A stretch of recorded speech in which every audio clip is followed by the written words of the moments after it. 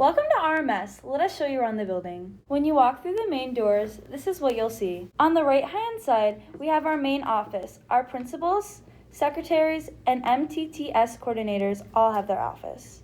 On the left-hand side, we have our counseling office that has the office for our counselors, social workers, school psychologists, and attendance staff. When your parent or guardian needs to call in your absence, they are calling this office.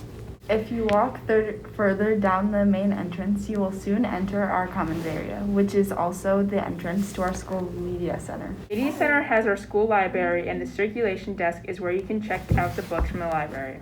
Our Media Center has more than just books. A lot of classes utilize this space for collaboration activities, research opportunities, and sometimes presentations from our guest speakers.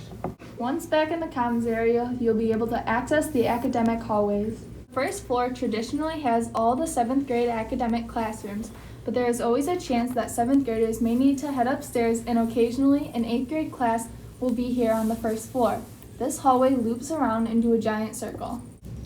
Here at RMS, we have a second floor, and that means students have to use the stairs frequently. We have separate staircases for going up and down. The up staircases are along the Garfield side of the building. Upstairs traditionally has our 8th grade academic classes, but sometimes the 7th grade class will be up here too. It looks almost identical to our first floor and forms a giant loop too.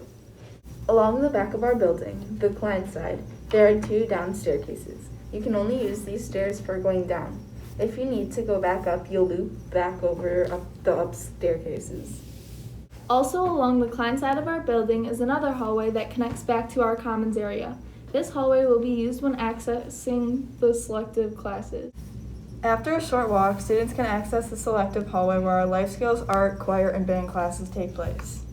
If you were to keep going straight instead of turning down the selectives hallway, you'll end up at a second mini selectives hallway to access Quest and Applied Tech.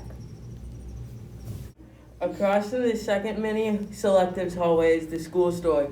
If we have parent volunteers, sometimes this is open during lunches. It is important to listen during the lunch periods to find out if the school store is accessible that day. Across from the school store is access to the cafeteria. Here at RMS, we have specific doors for entering and exiting the school cafeteria.